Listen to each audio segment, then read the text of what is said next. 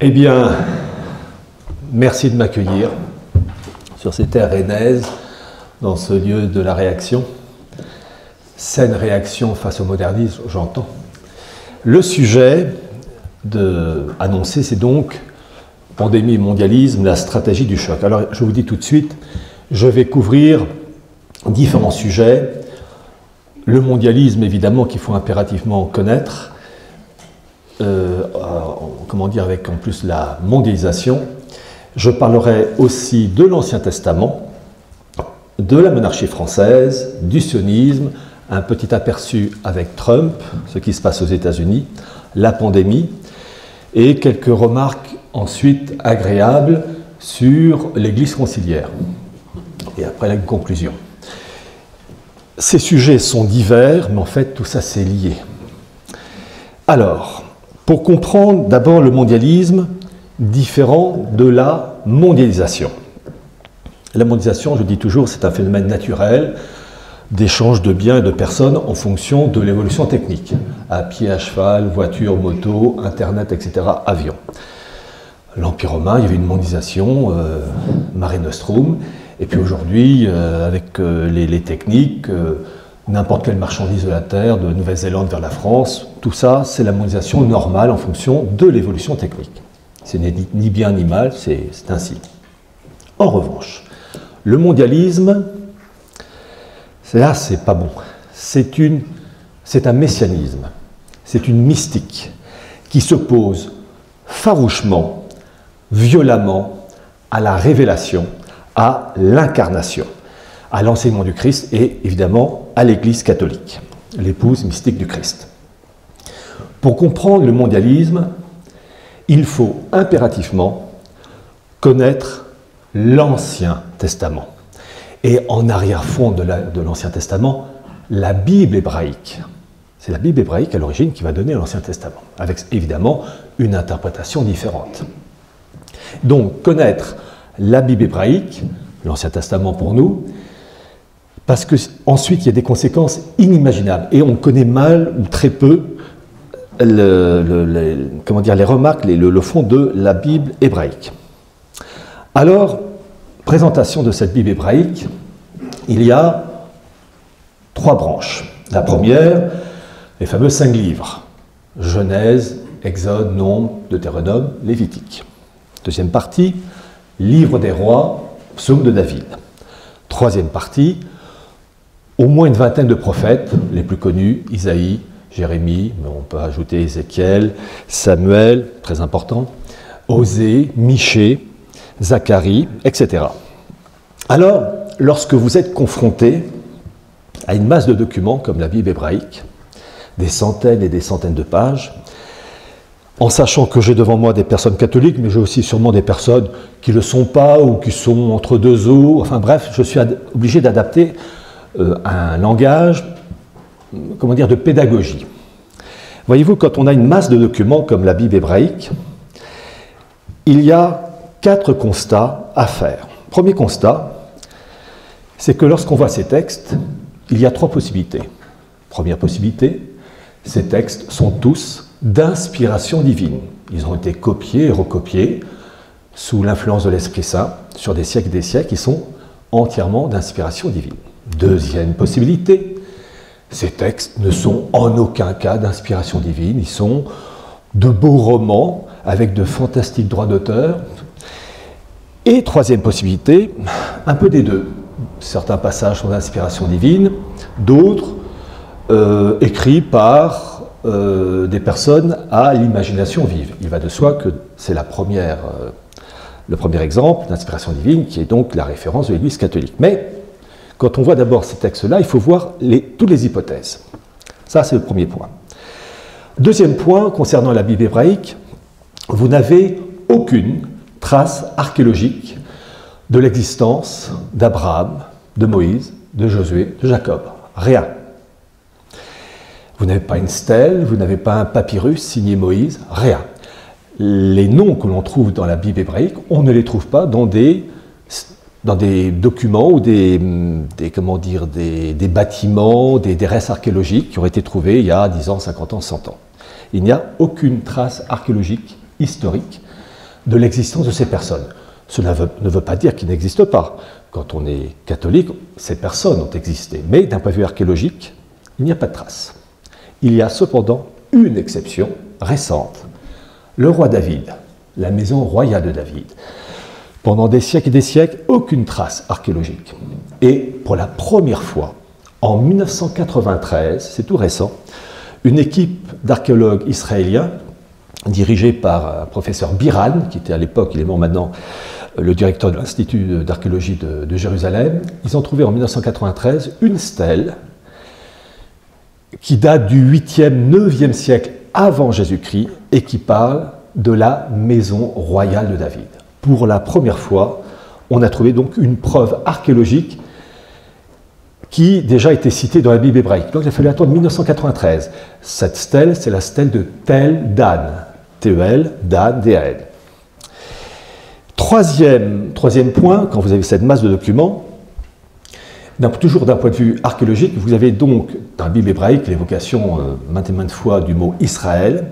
D'un point de vue archéologique, l'expression Israël a été trouvée, et la plus ancienne trouvaille archéologique, c'est la stèle de Meremta, qui date de 1200 avant Jésus-Christ. Pour la première fois, il y a le mot Israël.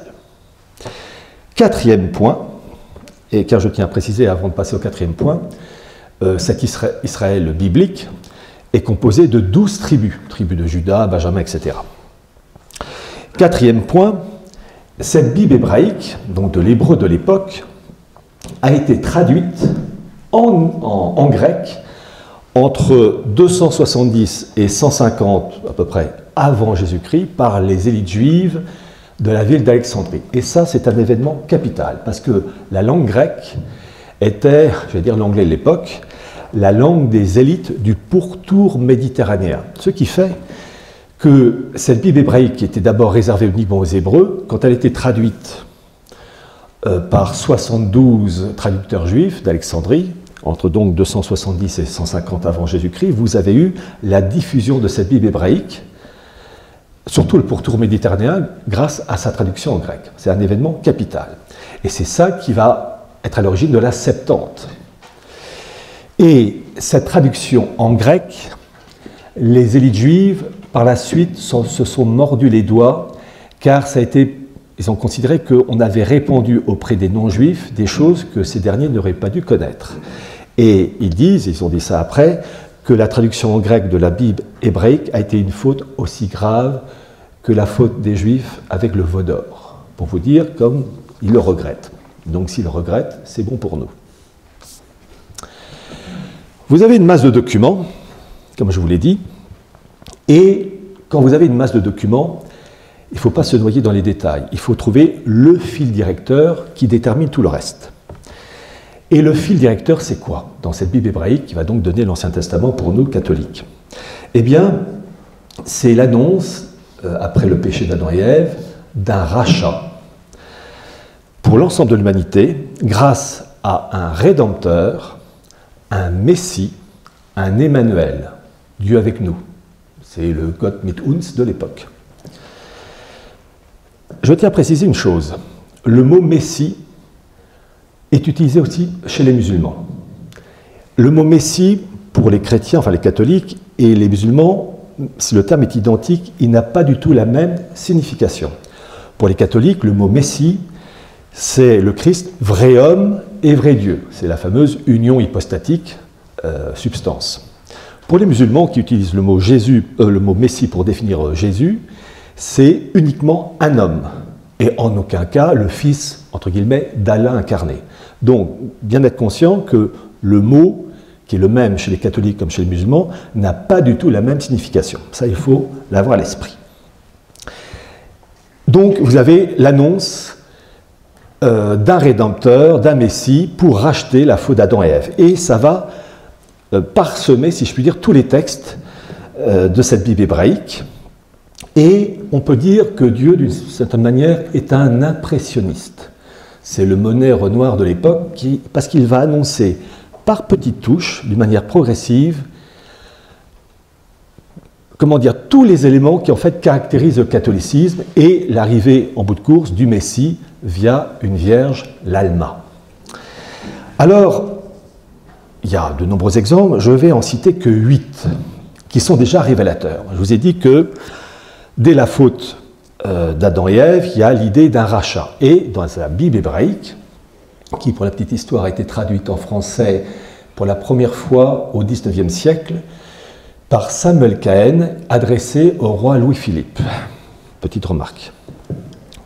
Le premier exemple que je puisse vous citer de cette touche impressionniste de Dieu, si je puis dire, c'est la Genèse 3,15, où il est dit qu'il y aura une inimitié entre une femme et sa progéniture d'un côté et le serpent de l'autre, et que ce dernier mordra le talon de cette femme. En fait, c'est l'annonce de la Sainte Vierge avant l'heure, sa progéniture, le Christ.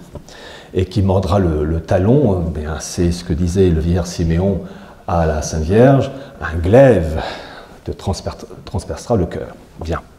Donc vous avez déjà une annonce d'une femme, d'une vierge, c'est le mot Alma, et d'une progéniture, son fils. Deuxième exemple, qui est archi connu dans sa version française, c'est Genèse 1,1. Au commencement, Dieu a fait le ciel et la terre. Et en fait, déjà, on a une petite touche impressionniste, car le texte dans l'hébreu biblique de l'époque, je vais vous donner la phrase avec une apparente faute de français. La phrase est « Au commencement, les dieux a fait le ciel et la terre ».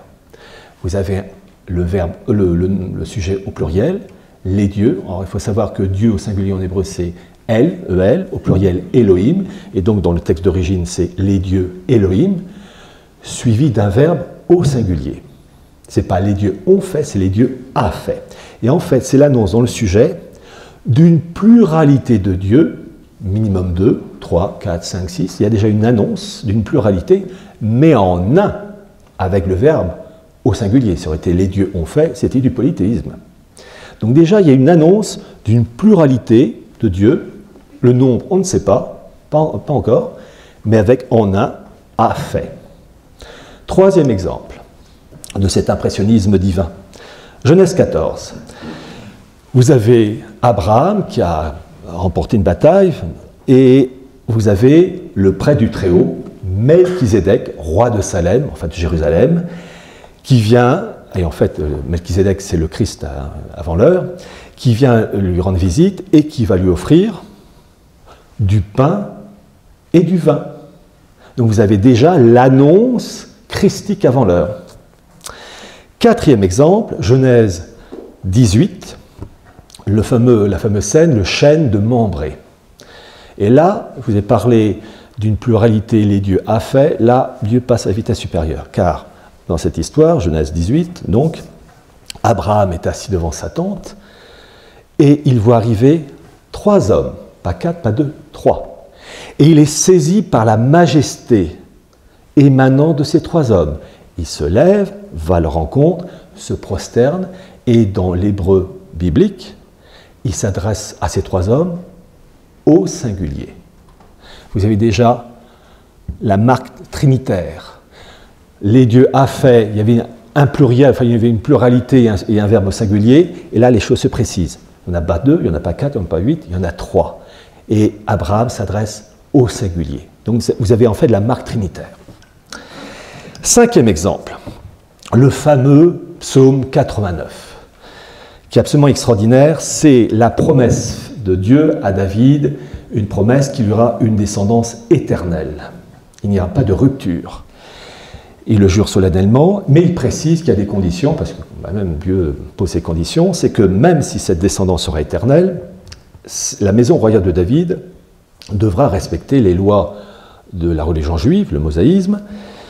Et il est précisé dans ce psaume 89 que si la maison royale de David respecte les lois mosaïques, il y aura des grâces. En revanche, si cette maison royale de David dévie et ne respecte pas ces lois mosaïques, il y aura punition, il y aura châtiment. Retenez ce psaume 89, il est très important pour comprendre la monarchie française. Sixième exemple, le prophète Michée, chapitre 5, qui annonce l'arrivée du Messie, qui naîtra à Bethléem, Ephrata, lieu de fécondité. Donc déjà, vous avez la naissance prévue, pas à Jérusalem, pas à Jaffa, pas à Jéricho, mais à Bethléem. Septième exemple, on voit que peu à peu, les choses se précisent. Et là, c'est avec le prophète Isaïe, qui est le témoin messianique, qui est absolument extraordinaire. Vous avez 66 chapitres pour le prophète Isaïe. Et Dieu réserve parfois de bonnes surprises, surtout face à un monde rationaliste de plus en plus. Vous avez eu en 1947 la fameuse la découverte des manuscrits de la mer Morte, de Qumran, et on a découvert, alors je rappelle que Isaïe, la tradition de l'Église, le situe vers le 8e siècle avant Jésus-Christ, et on a trouvé une copie complète des 66 chapitres d'Isaïe qui datent du 2e siècle avant Jésus-Christ. Et donc, c'est très important parce qu'on a, j'allais dire, certes une copie, mais une copie intacte, et quand on voit ce qui est écrit dans cette copie du 2e siècle d'Isaïe, eh bien, ça correspond exactement à ce qui s'est passé avec la Passion du Christ. Alors déjà, l'exemple que je peux vous citer, c'est Isaïe chapitre 7, où Isaïe annonce au sein de la maison royale de David de l'Emmanuel naissant d'une vierge Alma. Et donc ce texte-là, on le trouve dans la copie du 2e siècle avant Jésus-Christ. Et donc on a ce phénomène inouï, la naissance d'un enfant, l'Emmanuel, Dieu avec nous, d'une vierge, ce qui biologiquement est évidemment impossible. C'est le mot Alma qui est utilisé. Donc il y a cet élément, ce chapitre 7 d'Isaïe qui le précise. Et un des chapitres le plus incroyable peut-être, c'est le chapitre 53 d'Isaïe, où il décrit exactement la passion du Christ, où il sera insulté, torturé, il sera mis, comment dire, parmi des malfaiteurs, il plaidera en faveur des malfaiteurs, et en fait, le Christ a plaidé en faveur du bon larron, et qu'il sera enterré dans un rocher. Et en fait, on a l'annonce, dans ce chapitre 53, de ce qui va se passer avec la passion du Christ. Bien. Huitième et dernier point, je vous ai dit que les Hébreux de l'époque biblique étaient constitués de 12 tribus, les 12 tribus d'Israël. Une chose qui choque énormément nos contemporains, et même certains cathos, qui ont un peu une mentalité de démocrate chrétien, c'est que le Dieu de l'Ancien Testament, enfin dans la Bible hébraïque à l'origine, il serre la vis. Il tient des propos violents et durs. Alors il faut d'abord rappeler une chose, une affaire de psychologie. À l'époque antique, les Hébreux de cette époque, comme tous les peuples de la terre, les Hébreux sont durs, violents, grossiers et sensuels. Et que Dieu, pour les diriger, leur serre la vis et les mène à la schlag, parce que c'est le seul langage que ces Hébreux peuvent comprendre.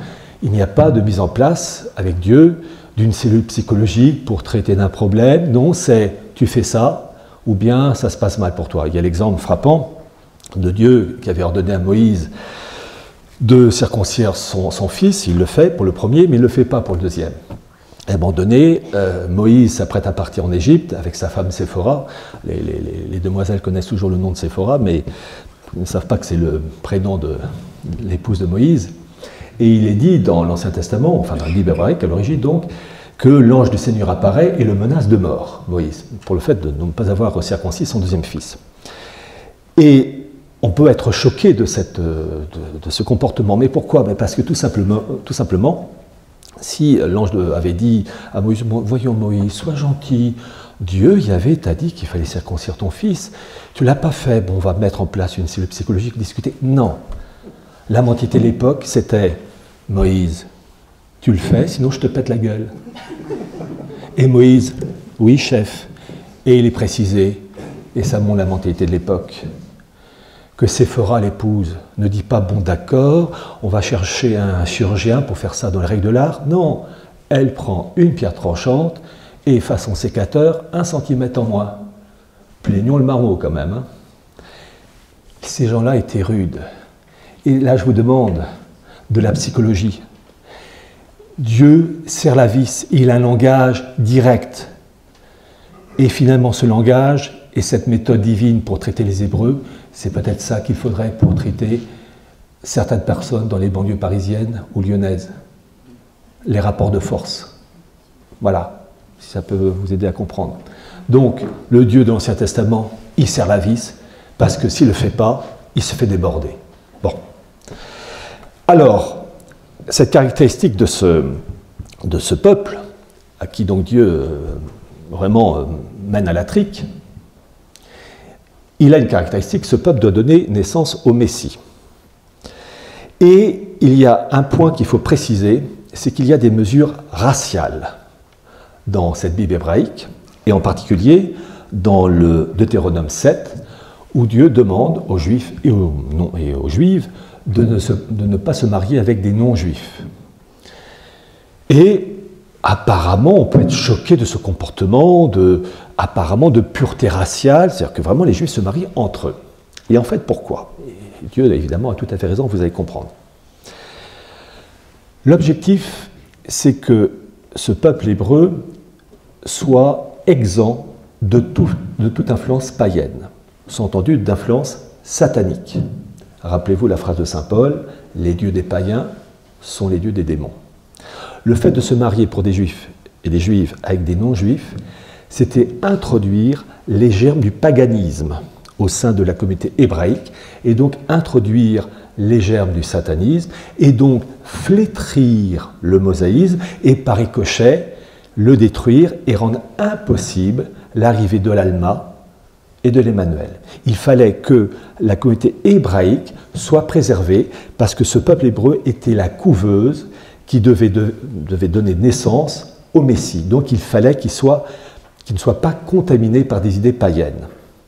Et donc, bien comprendre que ces mesures raciales sont à finalité spirituelle. Ce n'est pas pour la pureté du sang, au sens purement biologique, c'est pour permettre à ce peuple de conserver intactes les lois du mosaïsme sans être contaminé par le paganisme d'inspiration satanique.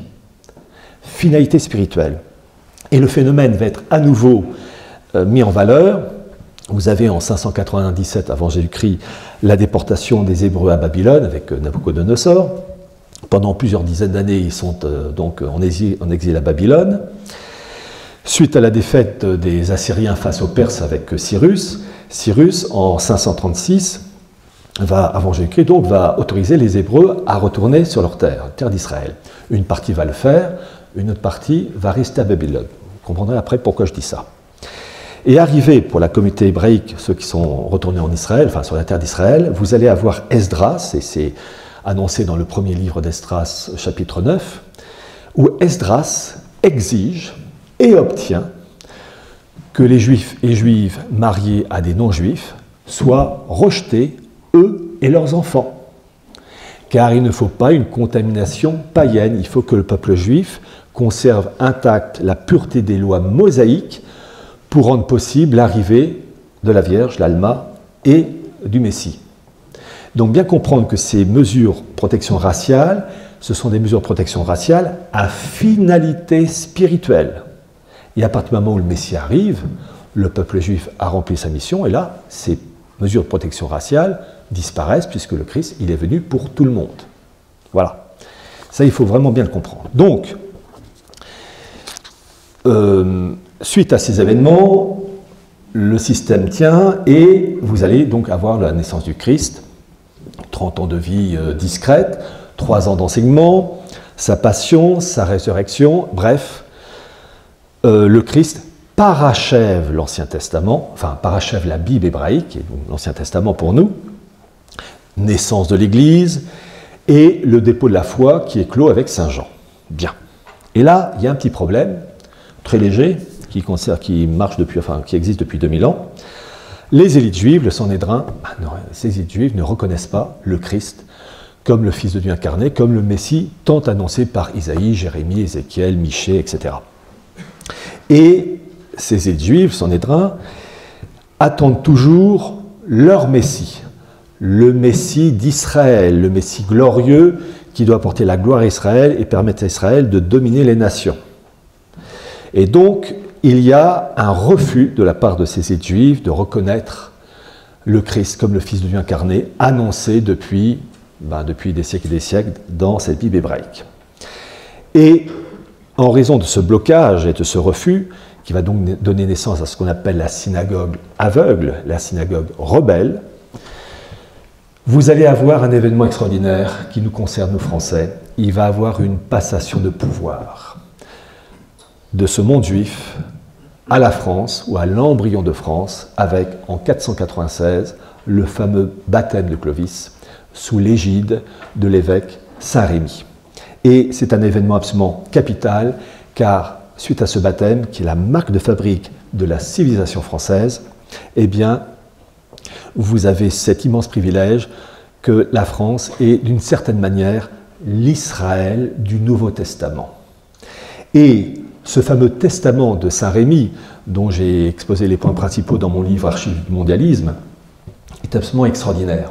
Car c'est, quand je dis une passation de pouvoir entre la maison royale de David et la toute jeune monarchie française, de Clovis jusqu'à Louis XVI, vous avez 4 points essentiels qu'il faut retenir. Premièrement, Saint-Rémy, l'évêque Saint-Rémy, fait la promotion d'une famille royale avec un roi qui doit être sacré à Reims, lieutenant du Christ, le Christ étant le roi de France et le monarque étant son bras droit, son lieutenant.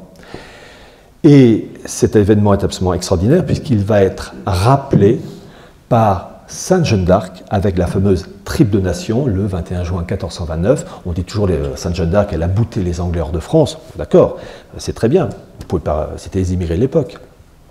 Mais il fallait régler l'élément clé, rappeler que le Christ est le roi de France. Et la triple donation rappelle la royauté du Christ sur la France, et que le monarque, en l'occurrence à l'époque c'est Charles VII, est son bras droit, car la finalité c'est de créer les conditions en France, temporelles, en lien avec l'Église évidemment, pour permettre aux sujets du roi de France de gagner leur ciel.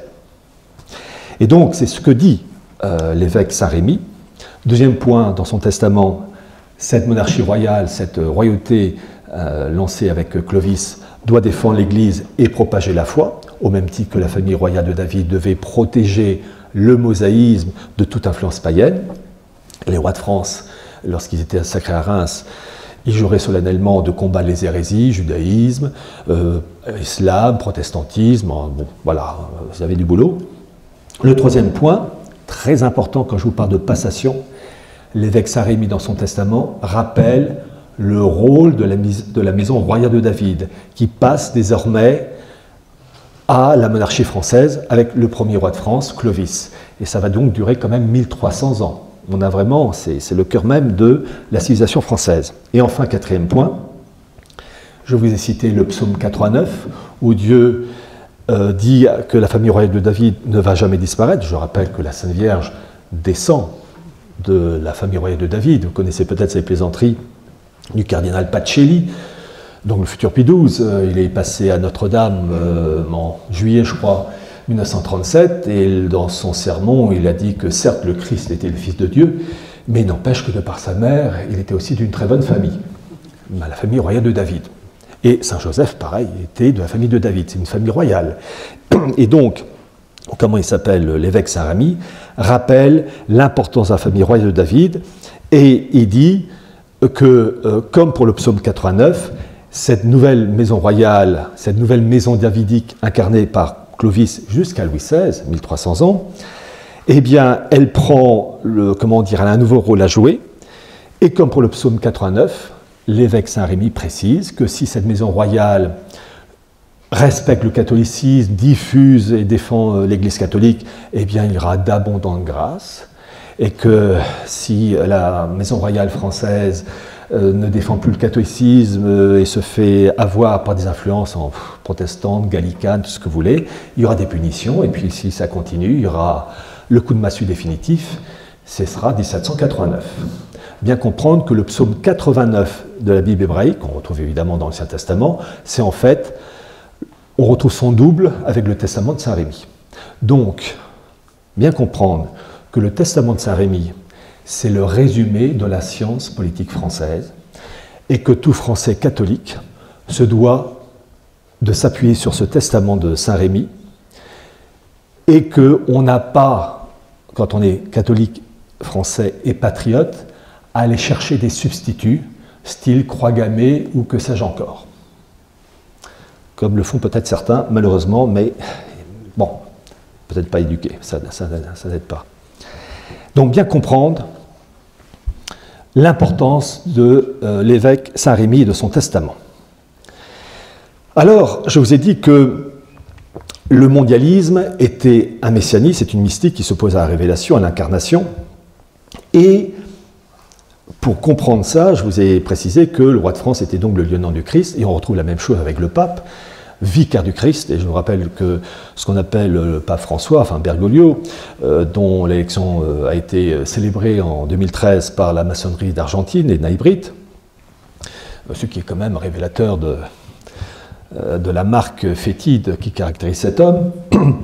Je rappelle une chose, c'est que Bergoglio a enlevé l'expression vicaire du Christ dans l'annuaire pontifical l'année dernière. En cela, c'est un parfait adepte de l'esprit mondialiste. Bon. Je vous ai dit dans la présentation que je vais évoquer différents sujets différents apparemment, mais tous complètes. Maintenant, je vais passer à un deuxième point, le sionisme, que nous, Français, patriotes, catholiques, nous devons impérativement connaître, parce qu'il nous enquiquine un tout petit peu. Et pour comprendre le sionisme, il faut s'intéresser à Théodore Herzl, 1860-1904. Il est mort jeune, 44 ans, problème cardiaque. J'ai eu la chance d'obtenir les carnets complets de Théodore Herzl, 2000 pages, que j'ai pu synthétiser dans mon livre « Sionisme et mondialisme ». Carnets absolument extraordinaires, leur lecture la lecture de ces documents, ça m'a littéralement bouleversé par les révélations. Pour comprendre Herzl, c'est quoi? C'est la volonté, fin 19e siècle, de recréer un État juif et de faire revenir les Juifs en terre d'Israël. On ne peut comprendre le sionisme, avec ses implications spirituelles et temporelles, que si on se rappelle ce que je vous ai dit il y a quelques minutes sur l'annonce d'un Messie, le Christ, qui ne sera pas reconnu par les élites juives. Le sionisme est une manifestation de la non-reconnaissance par les Juifs du Christ comme le Messie. Le mot sionisme, petite information, a été inventé au XIXe siècle par un Juif autrichien qui s'appelait Nathan Birnbaum. Je fais ce petit rappel. Vous avez eu la dispersion du peuple juif en 70 après Jésus-Christ avec les troupes romaines de Titus. Et depuis cette époque, le peuple juif a été ce qu'on appelle le peuple errant.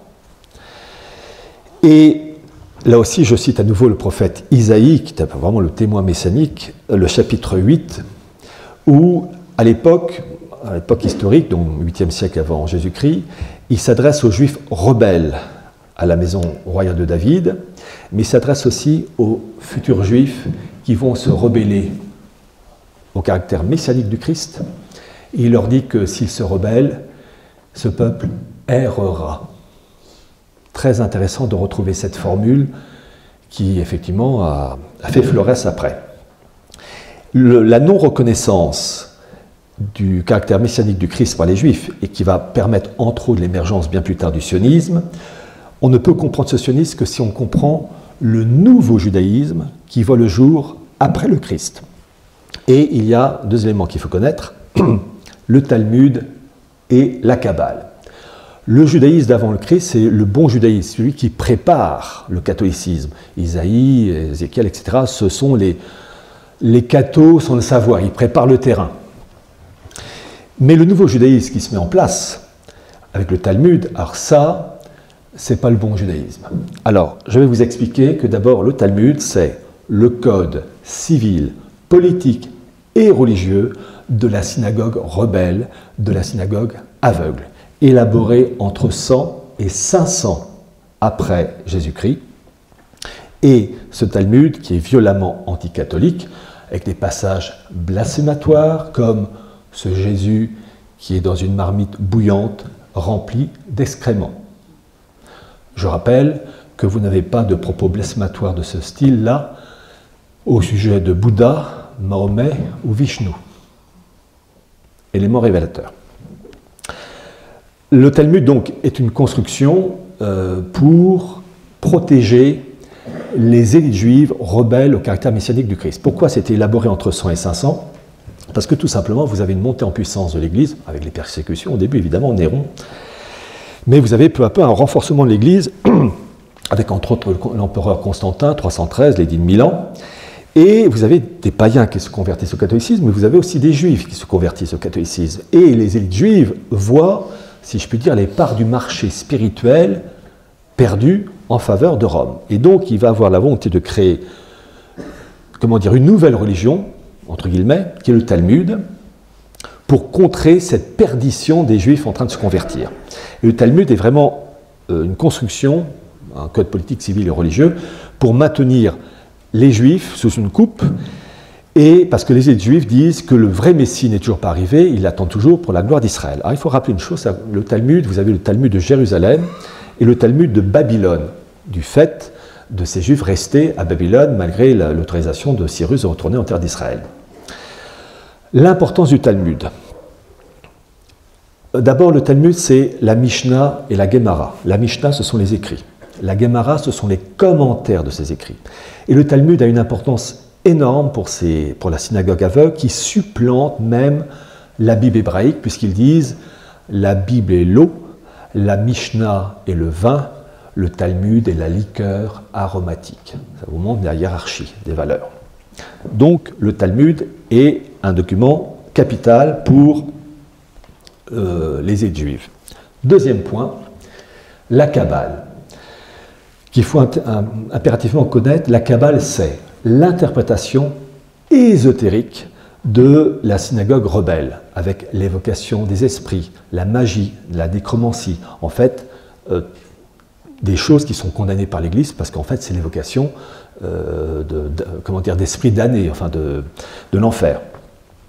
Et cette Kabbale, il faut la connaître, parce qu'elle est déjà dénoncée par le prophète Isaïe, avec d'autres mots.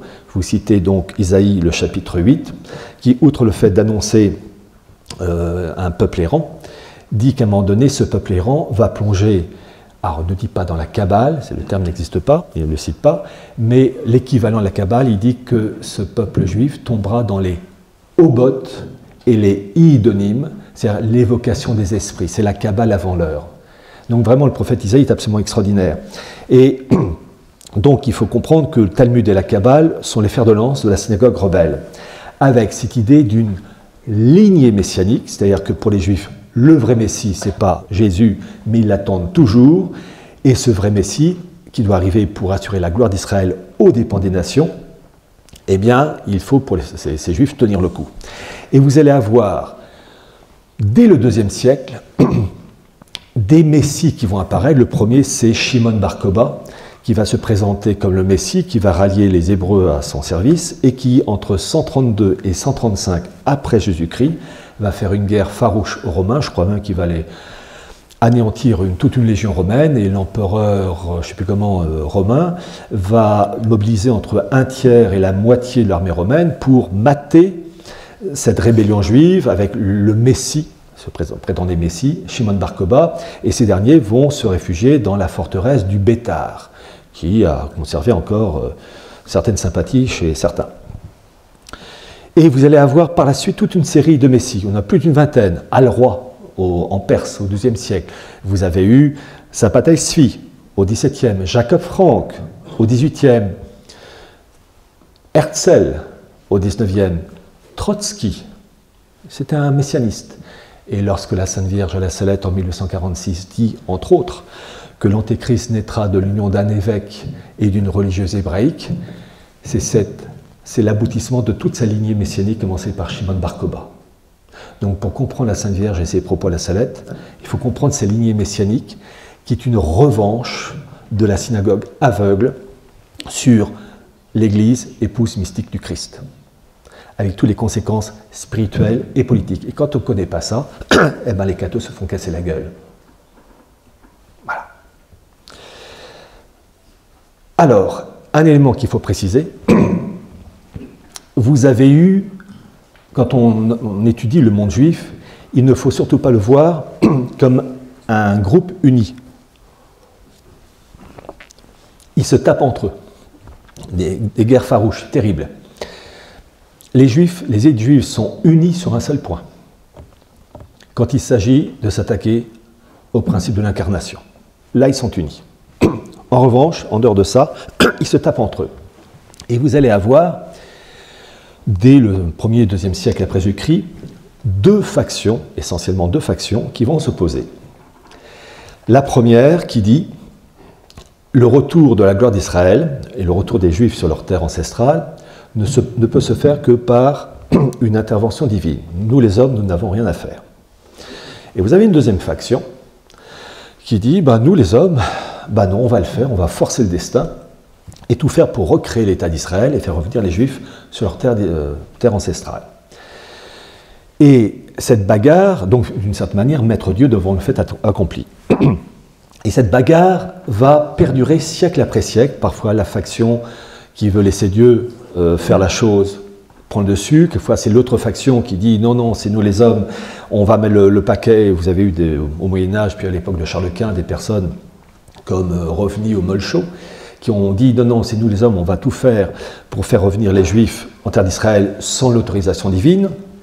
Et en raison de ces rivalités, vous allez avoir un document d'ailleurs qui va être mis en place, qui est le Ketubot 111a, qui stipule que, dans le Talmud, qui stipule que les Juifs ne doivent rien faire pour retourner en terre d'Israël tant qu'il n'y a pas une autorisation divine. Et vous allez avoir donc en permanence une bagarre interne entre ces milieux.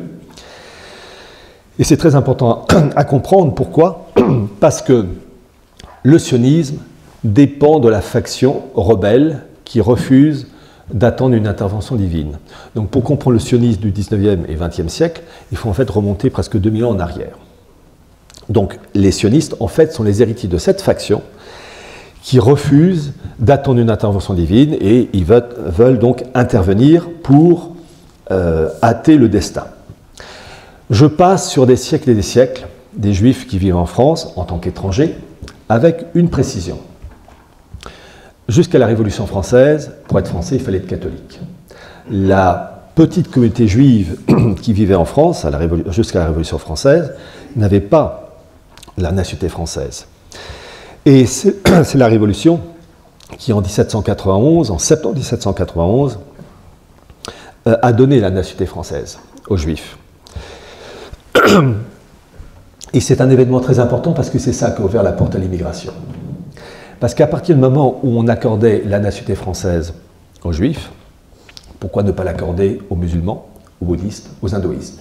Ce qui avait dire à un révolutionnaire à l'esprit hébraïsé qu'après la naturalisation des Juifs, les Turcs, les musulmans et autres sectes religieuses pourront jouir des mêmes droits politiques. Le principe de l'immigration vient de là. Pourquoi ? Parce que le fait de faire venir des populations à la civilisation opposée au catholicisme, c'est dissoudre le pays et les États européens qui vont avec. C'est ça qu'il faut comprendre. Et d'ailleurs, eux-mêmes le disent. Il suffit de lire les propos du révolutionnaire Klotz pour être parfaitement convaincu de la chose. Après cette Révolution française, Napoléon Ier qui enracine ces principes, vous allez avoir une montée en puissance de ce sionisme, et ça commence dès 1836 avec le rabbin Kalischer, un rabbin allemand qui demande le retour des Juifs en terre de Palestine. Il adresse sa demande au Rothschild de Berlin. Montée en puissance avec la création d'une première colonie de Juifs en Palestine. En 1882, c'est la communauté de Richon-le-Zion. Et arrive Herzl. Herzl qui va donc vraiment lancer le projet.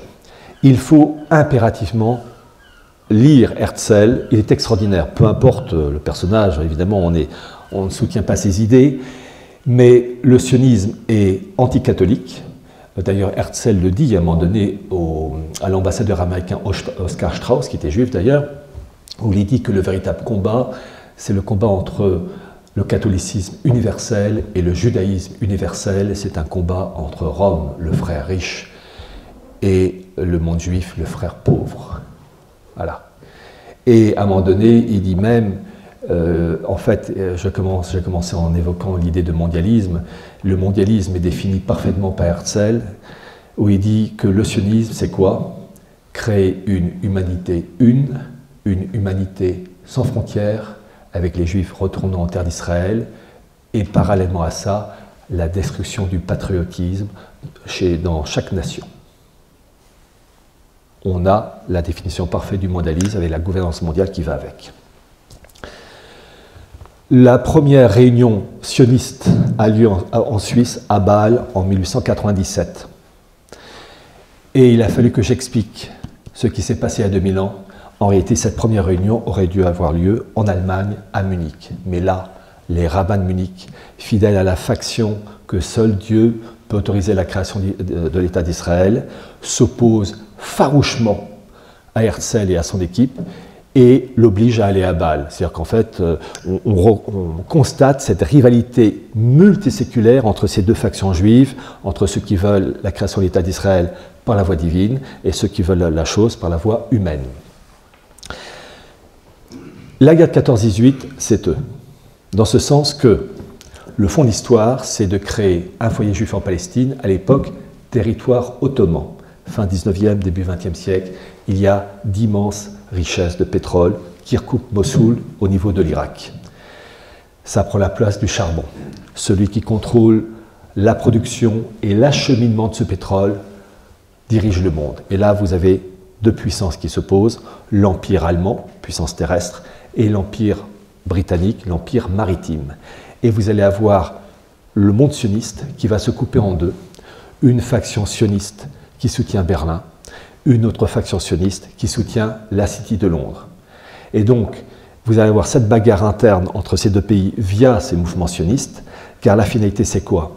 Créer un foyer juif en Palestine, et les Allemands, qui plus est, construisent une immense voie ferrée, le fameux Bagdad-Bahn, Bagdad, la ville de Bagdad, Bahn c'est la voie ferrée en allemand, partant de Hambourg, traversant l'Allemagne, l'Autriche-Hongrie, la Serbie, le talon d'Achille, l'Empire ottoman, traversant la Mésopotamie, l'actuel Irak, jusqu'au Koweït. Et les Anglais sont fous, parce qu'ils se disent que si les Allemands réussissent ça, eh bien le pétrole, ce sont les Allemands qui auront le contrôle du robinet et l'Empire britannique dépendant de ce pétrole germanique. Et donc vous avez ces deux bagarres entre une faction du monde sioniste allemand qui soutient Berlin et puis une autre faction du sionisme qui soutient Londres. Et la guerre de 14 va départager tout ça avec la fameuse déclaration Balfour de 1917, avec donc par le gouvernement britannique de la reconnaissance d'un foyer juif en Palestine. Et c'est donc les Anglais qui vont remporter la mise. Je tiens à préciser une chose, la fameuse déclaration Balfour de 1917, le véritable rédacteur, ce n'est pas Arthur James Balfour, mais Alfred Milner, qui était le fils spirituel de Cecil Rhodes, patronné par Rothschild. Vous avez toutes ces informations-là dans le livre de l'historien américain Carroll Quigley, dont j'ai fait la préface. L'entre-deux-guerres, crise économique pour l'Allemagne 1923, renforcée par la crise de 29, Hitler arrive au pouvoir en janvier 1933. Et là, vous allez avoir une alliance entre nazis et sionistes en août 1933, qui est l'accord de la Havara. Havara, c'est transfert en hébreu. Et chose incroyable, cette collaboration entre nazis et sionistes va durer de août 1933 à avril 1941. Il s'agit de favoriser le départ des Juifs en direction de la Palestine, moyennant des intérêts financiers. Et cette alliance est telle que les Allemands sont en mesure d'avoir une influence certaine dans tout le Proche-Orient. Et c'est un élément capital, car en fait, là, il va falloir que je choisisse mes mots, le flux migratoire qui va se faire d'Allemagne vers la Palestine consiste à former des hommes et des femmes, des Juifs donc, aux techniques agricoles et artisanales pour créer un embryon de 80 000 personnes en fait formées à ces techniques, embryon qui va former le socle de la future économie israélienne au lendemain de la Seconde Guerre mondiale en 1948. Et dans cette histoire, ça va se terminer en avril 1941, il va se passer des événements durs pour les Juifs durant cette guerre, des meurtres, des maladies, fusillés, etc. Et on constate une chose dans le sionisme, c'est que toute progression du sionisme passe par des événements sanglants. La déclaration Balfour de 1917 a été possible grâce à la Première Guerre mondiale. Les événements de la Seconde Guerre mondiale, précédés par cet accord entre nazis et sionistes, a rendu possible la création de l'État d'Israël. Faut-il croire que la création d'une gouvernance mondiale avec Jérusalem comme capitale doit passer par une guerre généralisée appelée Troisième Guerre mondiale? La logique le voudrait. Je tiens à préciser une chose, je le dis parce que j'ai trouvé la preuve, dans cette collaboration entre nazis et sionistes, qui a été teintée de violence parfois et de tension, ça ne s'est pas fait toujours facilement, vous avez Adolf Eichmann, qui joue un grand rôle dans ce flux migratoire juif en direction de la Palestine. Ils ont collaboré avec les sionistes. À Vienne, vous aviez le siège de la Gestapo qui était situé rue Marc Aurèle, exactement en face du siège du mouvement sioniste, et ils prenaient rendez-vous en traversant la rue. Et Adolf Eichmann avait comme collaborateur, comme assistant personnel, un juif converti au catholicisme qui s'appelait Berthold Storfer. Il a terminé en novembre 1944 à Auschwitz. Je passe au point suivant, les États-Unis, Trump et la situation actuelle avec Biden. Alors, je sais que certains ont espéré en Trump. Présentation d'abord d'un point capital. Quand on s'intéresse à quelqu'un, il faut toujours connaître son origine sociale. Quand on s'intéresse à un pays, il faut toujours trouver l'acte fondateur. Pour la France, c'est le baptême de Clovis. Ça, c'est bon. Le socle est sain. L'acte fondateur de la création des États-Unis, c'est quoi? C'est 1776, George Washington, c'est maçonnique. Le socle est donc mauvais. Les fruits ne peuvent pas être bons. Et une chose qu'il faut comprendre dans l'affaire américaine, et Trump en particulier, on oublie que le monde anglo-saxon, comme pour le monde juif, il y a des factions qui s'opposent. Et en fait, vous avez une faction du monde anglo-saxon qui veut une gouvernance mondiale en détruisant les États, une sorte de bouillie, une sorte de purée. Et vous avez une autre faction du monde maçonnique, et en particulier américain, qui n'est pas contre une gouvernance mondiale, mais qui veut que les États-Unis soient respectés dans leur intégrité territoriale et dans leurs intérêts économiques et financiers. Et que les États-Unis forment un pilier important de cette gouvernance mondiale et non pas dissous dans une purée infecte. Le premier représentant américain héritier de cette faction, c'est le président Andrew Jackson, président de 1829 à 1837, il est mort en 1845, qui était protestant et franc-mac, puisqu'il était grand maître de la Grande Loge de Tennessee en 1822. Donc on a cette chose curieuse d'une forme de patriotisme américain d'essence maçonnique. Pour des catholiques, on ne peut pas être patriote et maçon, mais pour eux, si. Donc vous avez cette branche-là, et Donald Trump est l'héritier de cette branche jacksonienne. Et ce n'est pas pour rien qu'il avait le portrait d'Andrew Jackson dans son bureau. Et Biden, qu'est-ce qu'il a mis à la place? Roosevelt, qui alors lui est un franc-mac, qui est un mondialiste globaliste pur jus de destruction des États. Donc, en fait, le phénomène Trump, c'est quoi? C'est que vous n'avez pas un État profond américain, vous avez des États profonds, minimum deux, une branche qui veut dissoudre l'État américain, en lien avec la City de Londres, et une autre faction héritière de la branche jacksonienne, le président Andrew Jackson, qui veut maintenir les intérêts américains dans une gouvernance mondiale. Et cette histoire, elle est ancienne, dans ce sens que, outre Jackson, vous avez eu une tentative de destruction des États-Unis au lendemain de la Première Guerre mondiale, avec la création, grâce à la City de Londres, de la SDN, Société des Nations. Et les États-Unis n'ont jamais intégré la Société des Nations, entité supranationale sous l'égide de la City de Londres. Pourquoi?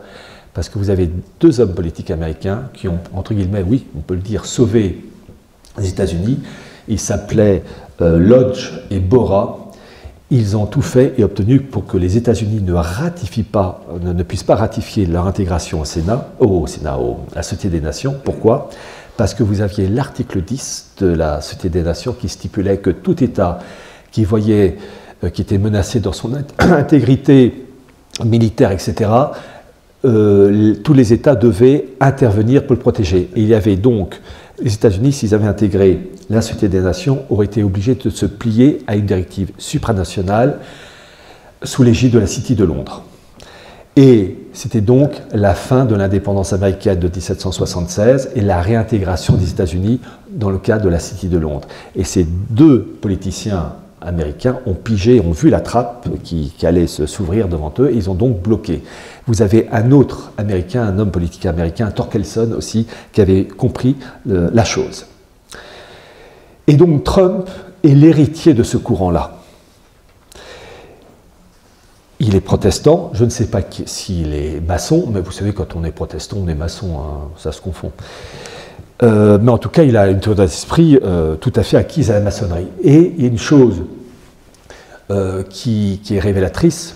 En août 2020, lorsqu'il y a eu la présentation, enfin le lancement de la campagne de Trump à la Maison-Blanche, vous avez tout le gratin du Parti républicain, avec entre autres sa famille, son gendre Kushner et compagnie, Jared Kushner. Et il y a une chose qui a dupé certains cathos, c'est qu'ils ont chanté l'Ave Maria de Schubert. Extraordinaire. L'Ave Maria de Schubert, l'Immaculée Conception à la Maison-Blanche, la maison la maison maçonnique depuis George Washington. On peut dire miracle au miracle. Mais personne n'a regardé la suite. Parce qu'il y a une deuxième chanson qui a été chantée. C'est le God Bless America. Dieu bénisse l'Amérique. Quand on lit les paroles, c'est un Dieu très œcuménique, qui convient aussi bien aux cathos, aux protestants, aux juifs, aux musulmans, c'est-à-dire un Dieu très œcuménique qui ne déçoit personne. Par définition, c'est anticatholique. Cette chanson a été rédigée par un juif franc-mac qui s'appelait Irving Berlin. Donc on a la confusion diabolique par excellence d'un Ave Maria, parfait, irréprochable, contrebalancé par un chant maçonnique. Plus c'est moins, ça fait moins. Voilà. Donc ne pas se faire avoir. Trump et la faction derrière lui, Dankeschön. C'est du champagne. Non, c'est faux. Non, hélas, je ne reviendrai pas. Trump et son équipe voulaient, dans leur fameuse formule, faire l'Amérique plus grande, Make America Great Again, faire en sorte que les États-Unis conservent une certaine puissance économique et financière comme pilier important de cette gouvernance mondiale. Et il y a un élément clé qu'il faut comprendre dans cette histoire, c'est la mise en place, la préparation d'une monnaie mondiale. Janvier 1988, la revue The Economist a présenté la revue Le Phénix sur sa couverture, monnaie mondiale prévue à l'horizon 2018. L'horizon, c'est-à-dire, il y a toujours un petit décalage 2019, 20, 21, 22, 23, 24. Et parallèlement à ça, vous avez vu quelques années auparavant, en 1969, là il va falloir comprendre ça parce on est au pied du mur, en 1969, la création des DTS, les droits de tirage spéciaux. 5 monnaies, la 5e monnaie qui a intégré ces droits de tirage spéciaux, c'est le yuan, la monnaie chinoise, en 2016. Les DTS, c'est un panier de monnaies qui est le soubassement pour permettre ensuite la création d'une monnaie mondiale. Et en 2016, ces 5 monnaies, dollar, yen, livre sterling, yuan et le dollar, donc, ont reçu ce qu'on appelle une pondération des voix. Je vous donne le chiffre arrondi, en fait ce sont des chiffres à virgule. 42% pour le dollar, 31% pour l'euro, 11% pour le yuan, 8% pour le yen, 8% pour la livre sterling. Cette pondération doit être diminuée ou augmentée pour chacune de ces monnaies pour le 1er octobre 2021, sauf, comme le précise le FMI, si un événement important se produit avant. Or, chose utile à retenir, c'est que la gouvernance mondiale est constituée de factions anglo-saxonnes, israéliennes, russe, chinoise, etc., italienne, allemande, qui se bagarrent dans la hiérarchie des rôles et des pouvoirs. Il y a un gâteau à se partager. Chacune de ces factions veut le plus gros morceau, la plus grosse part. Ce sont de grands enfants. Et un élément clé, c'est le contrôle d'éléments stratégiques et d'énergie, en particulier avec le pétrole au Venezuela, ce qui se passe en Israël, Irak, Syrie et Iran.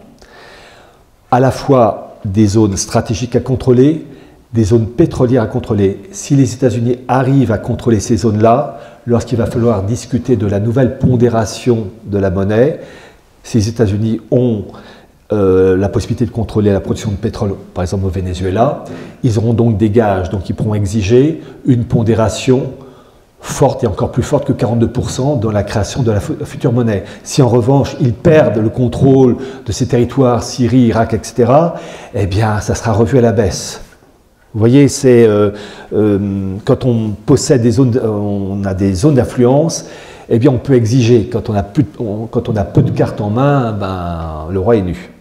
Et donc vous avez une bagarre d'intérêts et de zones d'influence. Évidemment, en face, la Russie et la Chine vont tout faire pour empêcher que les États-Unis. Trump voulait ça. Et Biden aussi, mais dans un cadre pour défendre une autre faction du monde anglo-saxon. Mais parallèlement à ces aspects matériels, il faut toujours évoquer l'aspect religieux. Car vous avez l'esprit du messianisme qui touche le monde anglo-saxon. Et vous avez en gros deux branches messianiques, les Rothschild d'un côté et les Lubavitch-Chabad de l'autre. Le groupe Lubavitch-Chabad, ce sont les cathos tradis du monde juif, si je puis dire. Il ne faut pas leur parler de Gay Pride. Hein. Bon. Eux, ils soutiennent Poutine avec le rabbin Ber Elazar. Et vous retrouvez la même famille, en gros, autour de Trump. D'où des intérêts, des possibilités d'entente entre Trump et Poutine. Poutine, en 2014, dans sa déclaration de Valdai, annonçait sa volonté de créer un nouvel ordre mondial, mais respectant les intérêts économiques et territoriaux de chaque pays. Trump voulait la même chose. Et tout ça, c'est en lien avec les Lubavitch-Chabad, à l'opposé de la branche Rothschild libérale, qui veut tout libéraliser et qui veut dissoudre les États. Et chose très intéressante, dans le cadre messianique, les Rothschild sont pour un messianisme immédiat. La branche traditionnelle juive avec les Lubavitch-Chabad, eux, ils veulent un messianisme, mais pas tout de suite. Et le spécialiste israélien Gershom Scholem définit ce comportement par l'expression la neutralisation du messianisme.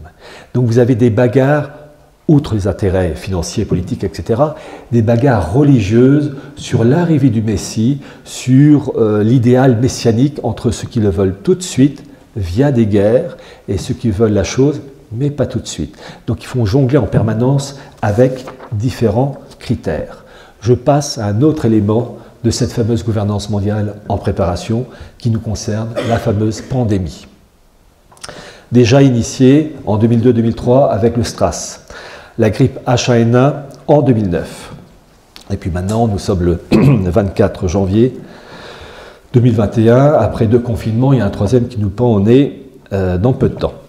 Ces choses-là ont été déjà annoncées et préparées bien avant que ces événements n'éclatent fin 2019, début 2020.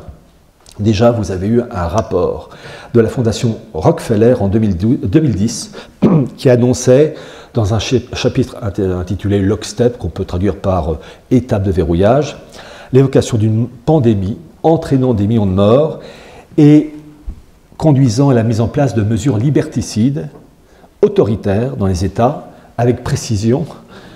Pandémie vaincue, dominée, mais les mesures liberticides, elles, sont maintenues. 2010. 2012, vous avez une bande dessinée de l'Union européenne intitulée Infected, infecté, qui part d'une pandémie partant de l'Asie, et là aussi de nombreux morts. Et après avoir vaincu cette pandémie, eh bien, la mise en place d'un système universel de santé appelé une seule santé pour régir l'humanité entière selon les mêmes critères sanitaires.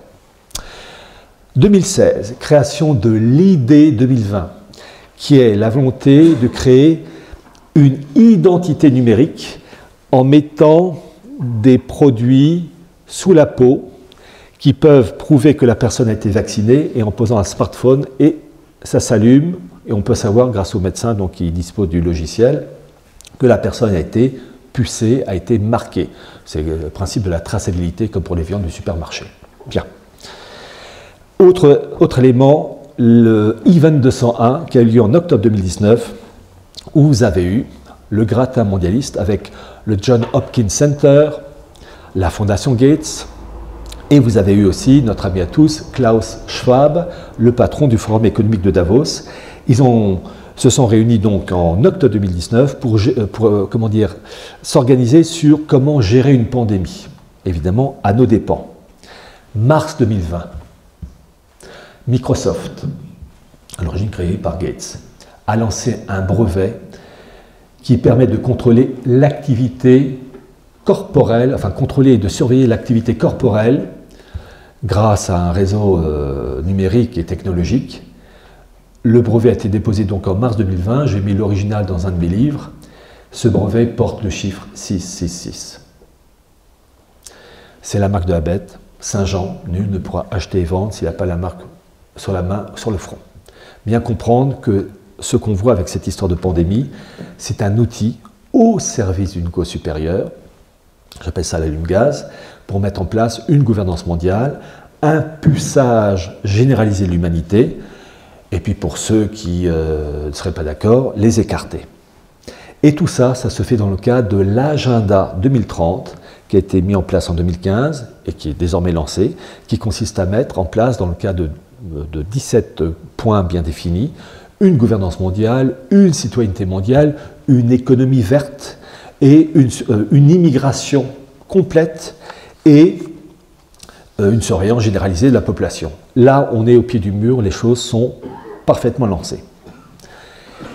Et pour vous montrer comme ces choses-là, la corde est autour du cou, je vais vous donner 3 citations en lien avec cette pandémie du patron du Forum économique de Davos, Klaus Schwab.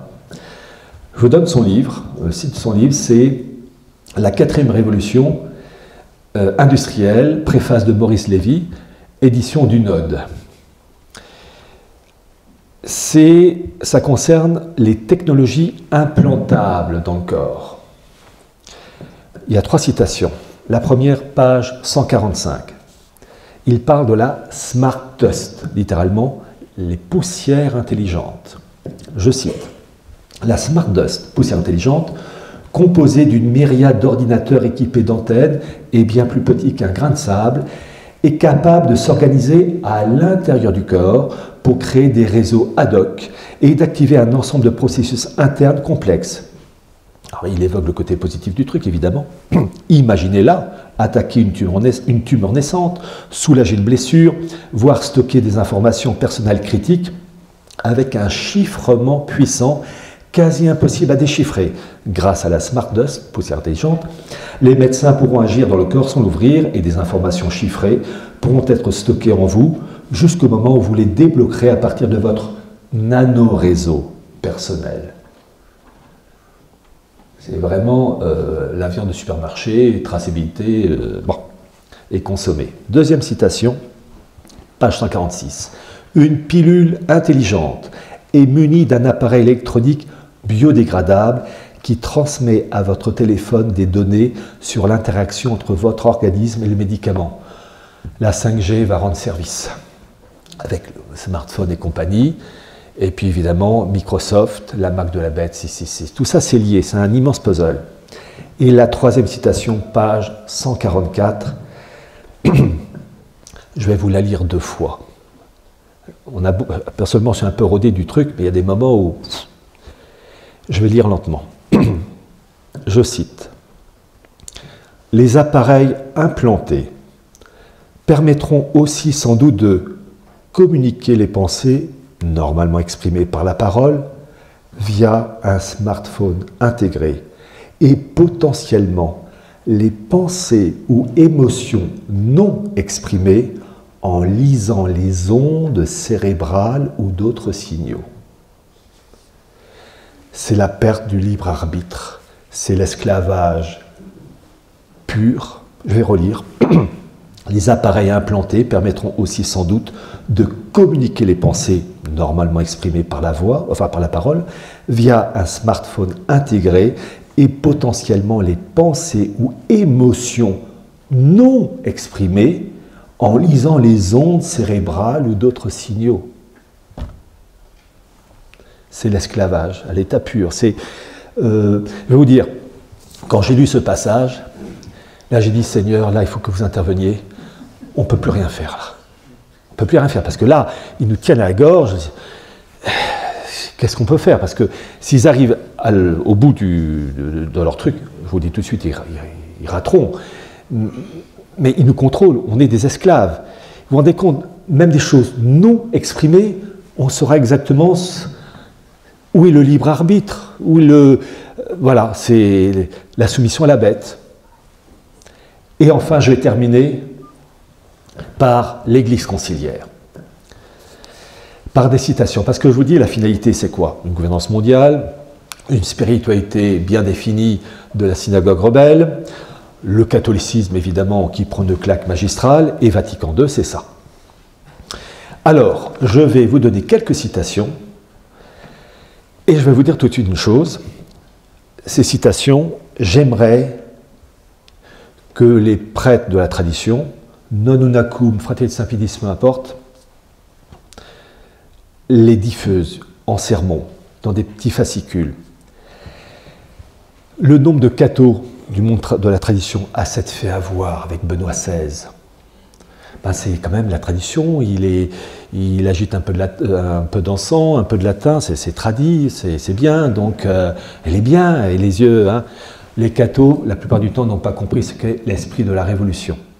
Ils n'ont pas compris. À partir du moment où il y a eu la Révolution de 89 avec Vatican II, les fruits ne peuvent pas être bons.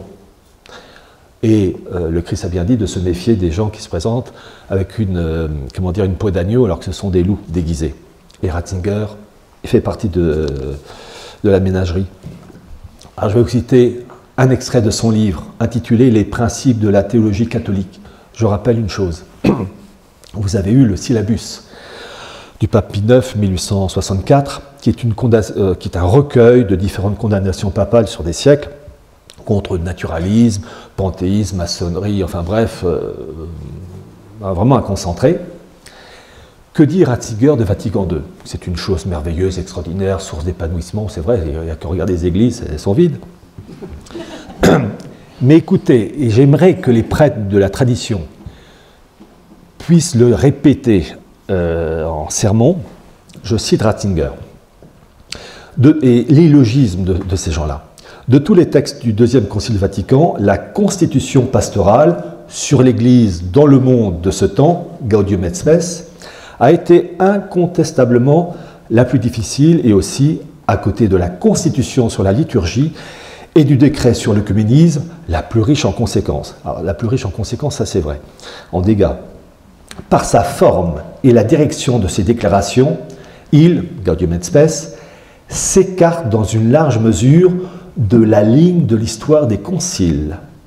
Si l'on cherche un diagnostic global du texte, on pourrait dire qu'il est, en liaison avec les textes sur la liberté religieuse et sur les religions du monde, une révision du syllabus de Pie IX, une sorte de contre-syllabus. Contentons-nous ici de constater que le texte joue le rôle d'un contre-syllabus, dans la mesure où il représente une tentative pour une réconciliation officielle de l'Église avec le monde tel qu'il était devenu depuis 1789. On a envie de dire à Ratzinger, de deux choses l'une. Le syllabus condamne toute une série de choses, panthéisme, naturalisme, etc. Toi, tu dis que Vatican II est merveilleux, extraordinaire, et que c'est un anti-syllabus. De deux choses l'une. Soit tu as raison, donc ça veut dire que tous les papes jusqu'à Pie IX ont induit en erreur des générations et des générations de croyants, et que l'Église, en matière de foi, s'est trompée, chose impossible. Soit c'est tous les papes jusqu'à Pie IX et le syllabus qui ont raison, et c'est toi qui racontes des conneries. C'est soit. Vous voyez, j'aimerais que ce passage-là soit diffusé et connu. Deuxième citation. Vous savez, cette bêtise du dialogue entre chrétiens et juifs pour une meilleure entente. Je rappelle que le judaïsme, il est mort et enterré dans ce sens qu'il a été parachevé par le Christ. Que le nouveau judaïsme, comme je vous l'ai cité tout à l'heure, j'ai utilisé un mot plus, n'est pas bien. Que le nouveau judaïsme, Talmud et Kabbale, c'est pas bien. C'est pas bien. Hein, avec un Christ qui est dans une marmite bouillante remplie d'excréments, si c'est pas blasphématoire, je comprends plus. Bon. Donc, pour le dialogue entre chrétiens et juifs, prôné par Vatican II, il y a un ouvrage qui est sorti en 2001, intitulé « Le peuple juif et ses saintes écritures dans la Bible chrétienne ». Donc, ouvrage prenant le dialogue judéo-chrétien et qui a été préfacé d'une manière élogieuse par le cardinal Ratzinger et qui, entre autres, approuve ce passage dément, je cite, « L'attente juive messianique n'est pas vaine ». Je rappelle que le Christ s'est passé il y a 2000 ans, et quand il reviendra, ça voudra dire que c'est la fin des temps. Les Juifs, eux, ne reconnaissent pas ce Christ comme Fils de Dieu, ils l'attendent toujours pour eux, au profit d'Israël, aux dépens des nations, ce Messie, entre guillemets, des Juifs, ouvrant une nouvelle ère. Donc vous voyez la parfaite opposition. Et ce Messie qui arrivera pour les Juifs, en fait, l'Antéchrist, annoncé par la Sainte Vierge. C'est ce que dit Ratzinger quand il dit l'attente juive messianique n'est pas vaine. Oui, elle n'est pas vaine, mais c'est entendu l'Antéchrist, c'est pas le bon. Il a quand même osé le dire. Troisième message, indication quand même, à ma connaissance, alors je me trompe peut-être parce que, mais en tout cas, les dirigeants du monde traditionnel se sont bien gardés de diffuser le premier message de Noël de Ratzinger devenu Benoît XVI. Il suffit d'aller sur le site du Vatican. C'est ce que j'ai fait qu'un. Qu'est-ce qu'il a raconté celui-là? Vu que le CV, il a dû encore... Ah ben ça n'a pas loupé. Premier message de Noël 2005, Benoît XVI. Écoutez, déjà ça commence mal. Homme moderne. Ben non, il n'y a pas d'homme moderne, il y a l'homme tout court. Péché originel oblige. Laisse-toi prendre par la main par l'enfant de Bethléem. Ne crains pas, aie confiance en lui. La force vivifiante de sa lumière t'encourage à t'engager dans l'édification du nouvel ordre mondial. L'humanité unie pour affronter les problèmes nombreux, etc. etc. C'est George Bush, ça. Et tout ça en liaison avec l'ONU. Hein. Et puis, quatrième exemple, sur cette idée de gouvernance mondiale promue par l'Église conciliaire. Jean 23, dans Pacem in Terris, en 63, encourage, je cite, la constitution d'une autorité publique de compétence universelle permettant un pas vers l'établissement d'une organisation juridico-politique de la communauté mondiale, en lien avec l'ONU, qui est le temple du maçonnisme. Ça a été repris par Paul VI en 67, Populorum Progressio, qui prône, je cite, une autorité mondiale efficace. Cette collaboration internationale à vocation mondiale requiert des institutions qui la préparent, la coordonnent et la régissent, jusqu'à constituer un ordre universellement reconnu. Et, cerise sur le gâteau, Benoît XVI, Caritas in Veritate en 2009, qui prône, je cite, une véritable autorité politique mondiale telle qu'elle a été déjà esquissée par mon prédécesseur, le bienheureux Jean 23. Tout ça en liaison avec l'ONU. Et la superbe cerise sur le gâteau, c'est notre ami Bergoglio. Je vous ai dit que pour comprendre le mondialisme, il faut comprendre l'Ancien Testament. L'annonce d'un Messie par petites touches et qui est finalisée avec l'arrivée du Messie, Sainte Vierge, etc. Et le refus des élites juives, sauf exception, de reconnaître le Christ comme Messie. Et depuis, les ennuis viennent de là, les conséquences spirituelles et temporelles. Et que l'objectif de la synagogue rebelle, c'est de reprendre le dessus, de se substituer à cette, entre guillemets, maudite Église catholique, qui a le culot de s'appuyer sur ce Messie Jésus qui, chez nous les Juifs, est dans une marmite remplie d'excréments, et tout ça, ça boue. Bon.